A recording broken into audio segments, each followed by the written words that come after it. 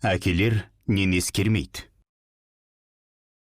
Хат үлгісінде жазылған, көлемі 1,5-2 бетте ғана болатын бұл мақала әлемнің бірнеше тіліне аударылып басылған.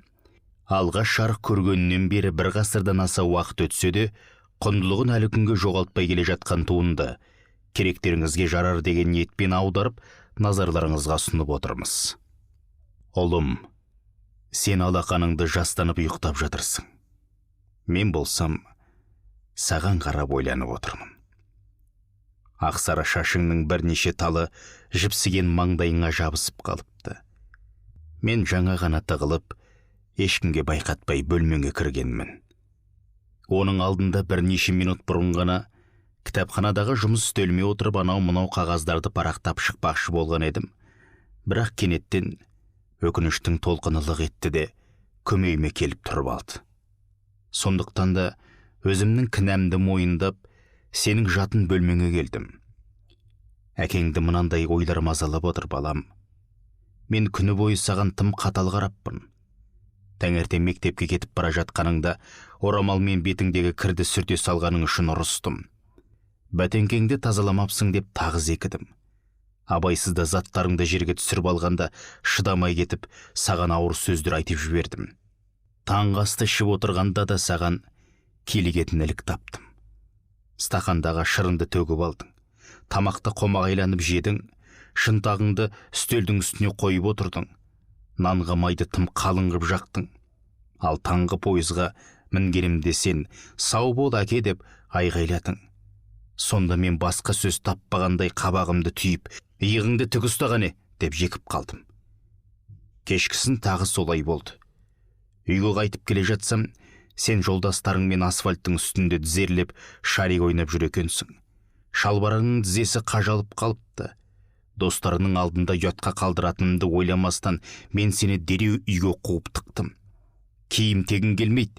Егер өзің сатып алсаң ғой, байқап киер едің. Осы сөз әкенің балаға айтатын сөзі ме еді?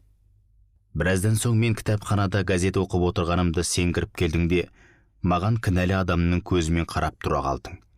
Мен зейінімді саған аудардым да, ұнатпаған адамдай қарап, не керек деп бұрқ еттім. Сен ештеңе деген жоқсың. Жүгіріп келдің де, мойнымнан құшақтап бетімнен сүйіп алдың. Мойнымнан құшақтағаныңда маған деген махаббатыңды сездім. Ол махаббатты жаратушы иемнің өзі жүрегіңе орналастырғандай етті.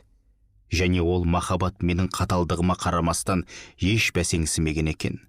Содан соң сен есікке беттедің. Тыпырлап, жоғарғы қабатқа шығып бара жатқаның естіліп тұрды.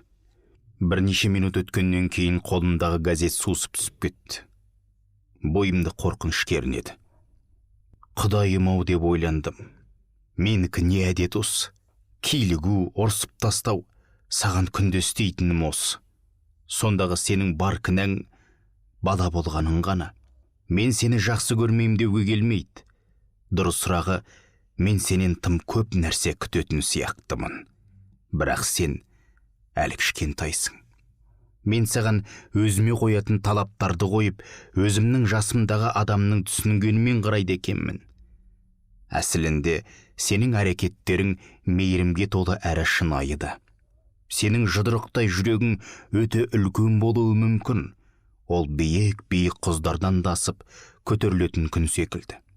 Жаңа жүгіріп келіп, маған қайырлы түн тілеп бетімнен сүйгеніңде мен соны түсіндім.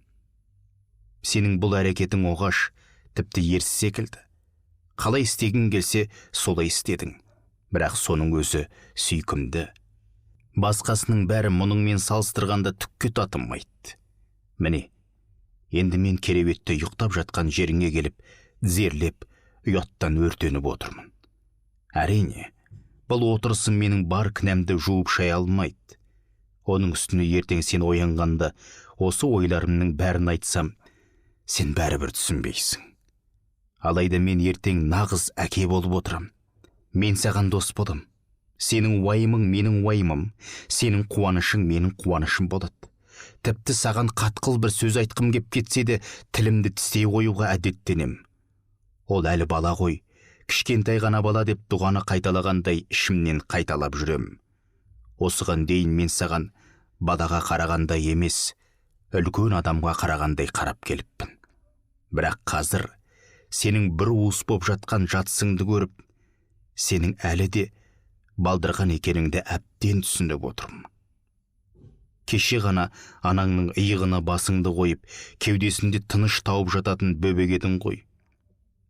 Мен сенен тым көп нәрсе талап етіппін. Уильям Ливингстон Ларнет. Аударған Арман Әлменбет. Оқыған Қуат Ахметжанов.